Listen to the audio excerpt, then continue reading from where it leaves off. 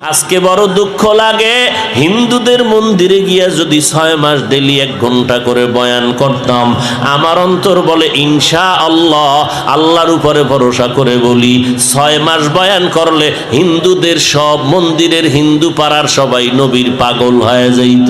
কিন্তু 12টা মাস খানা নাই ঘুম নাই মুসলমানের পিছনে বয়ান করি, পাও দইরা দইরা বয়ান কইরা তো একবারও বলি নাই ব্যবসায়ীরা ব্যবসা ছেড়ে দাও, ও চাকরিজীবীরা চাকরি ছেড়ে দাও, ও স্কুলে পড়ুয়ারা স্কুল ছেড়ে দাও, একবার ওই কথা বলি না। কলেজওয়ালারা কলেজ ছেড়ে দাও, ব্যবসা ছেড়ে দাও, চাকরি ছেড়ে দাও, একবারও বলি না। লম্বা টুপি লাগাও, 5 কল্লি টুপি লাগাও, একবারও বলি না। কওমি মাদ্রাসায় না পড়লে গুনাহ হবে, জীবনে বলি নাই। তাবলিগে না গেলে জাহান্নামে যেতে হবে, বলি নাই।